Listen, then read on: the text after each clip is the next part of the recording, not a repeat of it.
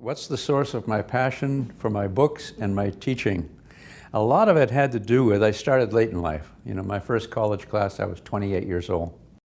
And I was inspired by a sign painter in Florida, painting signs, and he was talking about philosophy and things like that. And he was the first intellectual I ever met. And he really, he got me revved up in science, and so I wanted to get into science. So I ended up going back to school, got the GI Bill, and went to Lowell Tech in Massachusetts, information overload. There was more information than I could possibly, take in.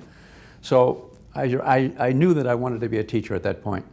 And really what I wanted to do is to instill with people that science is not just some course to go through. And I just wanted people to say, hey, here's a course that'll enable you to look at the world differently. You know, there's reasons for things. You know, why is the sky blue? What are the little mechanisms that make it that way? Why do we have tides? Things like that. Why is the satellites going around and around and gravity's pulling on them? They never crash. You know, they can crash, and what would happen for them to crash? But these are interesting things. I mean, physics is just such an interesting course. But I wanted to get the message that, hey, it's a way to look at the world. So at City College of San Francisco, I started in 1964, and I was assigned to teach the course that the other teachers didn't want to teach. And that's the course for non-science majors. Hey, that's what I want. These are the classes of people that I want to influence. These are going to be voters. These are going to be politicians. These are going to be doctors, lawyers. It's important that they have a view of looking at the world through this prism through which I saw the world. So I was sort of like a missionary for science.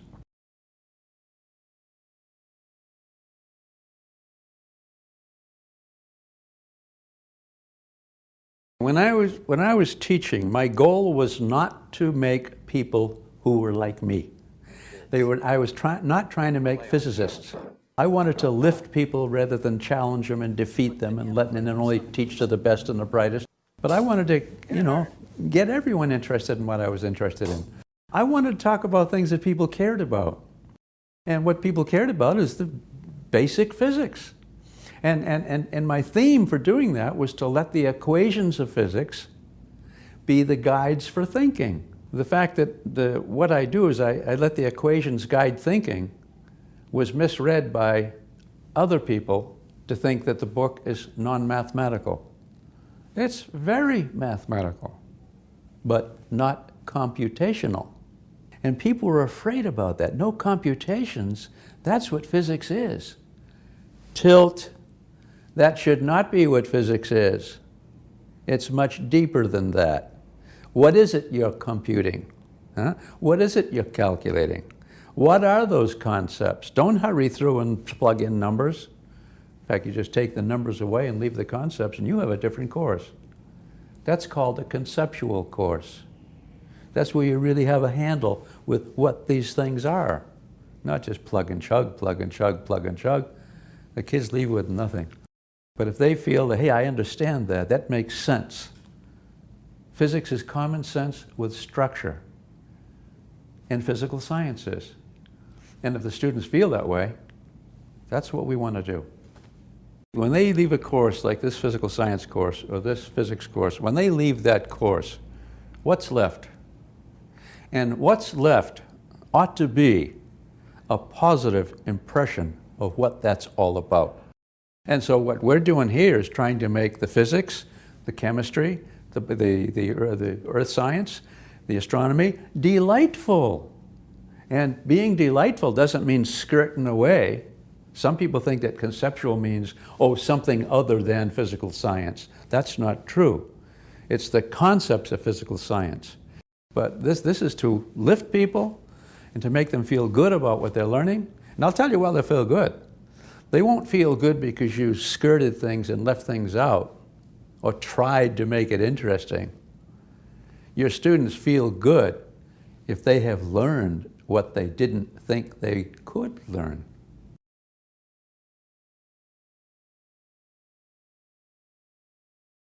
The biggest difference between this 5th edition and the 4th has to do with, and a lot of guidance from my publisher, a lot of guidance, was the end of chapter material, the Bloom's taxonomy.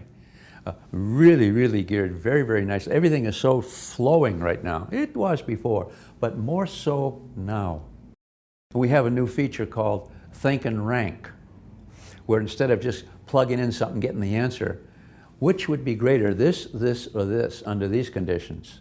You know, so they have to think about, so it's not just it's getting the meaning. And that feature goes all through chemistry, earth science. It's a nice new feature that wasn't in the CPS4. One of the features of the 5th edition of the Conceptual Physical Science book is that after a number 1 head, after a topic is introduced, there's a little question. It says, explain this. And it's a question that ought to be explained if they read that material. And it kind of defines what is the material in terms of answering a question. This idea, again, that information is more valuable when it answers a question. So they're immediately hit with a question.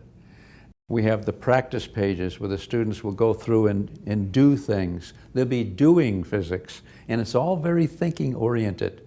We have the lab manual. We have one of the greatest teachers. I think he's getting now the teacher of the year in the country, Dean Baird. He does the lab manual for all our stuff. This guy is so insightful.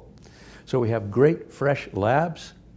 We have the workbook, and we've gone through the test bank. We put a lot of energy in getting that test bank to really match the book. That's very important. That I studied that, here's the question, boom, I got it, I feel good. So a lot of, this is my life. I'm not teaching, I'm not in the classroom anymore. So what I'm doing is polishing these books all the time. And that polish, so I think they just keep getting better and better.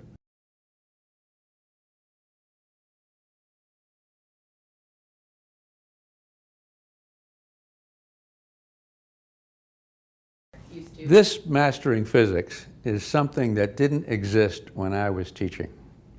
I had teaching assistants. I had enormous work to do. I was so dedicated, I took on that work and did it. If at that time I had had a mastering physics program, my job would have been so much easier. And also, your homework is put on there. The next time questions, that's something I didn't mention, they're on there. Another nice thing about the mastering physics, though, is that it allows the instructor to know what's going on, what they know and what they don't know.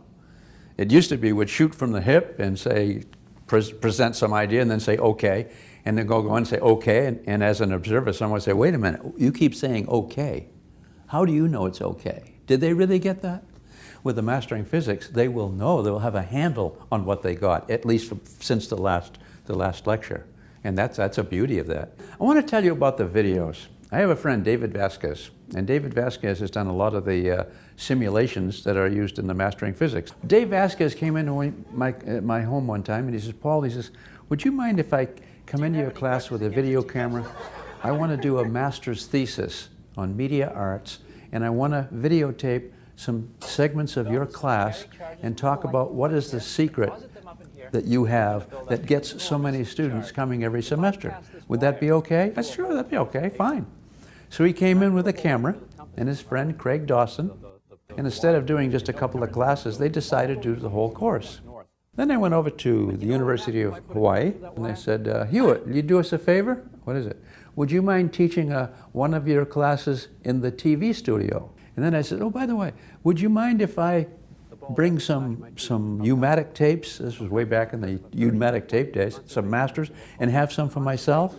No, that'd be okay. I said, well, they'll be commercial because it'll be to promote conceptual physics. I want teachers to see how I'm teaching this course rather than just explaining it in paragraphs, that sort of thing. With this mastering physics program, the teacher has so much available there that all we've got to do is to get the students interested in the course, not getting through the course, but finding that it's interesting. I say this, if you use the videos and use the ancillaries that Pearson applies and the mastering physics, if you use these things, you will have success your first time teaching if you have a knack for teaching well. If you can teach well, you'll be able to teach physics the first time you try.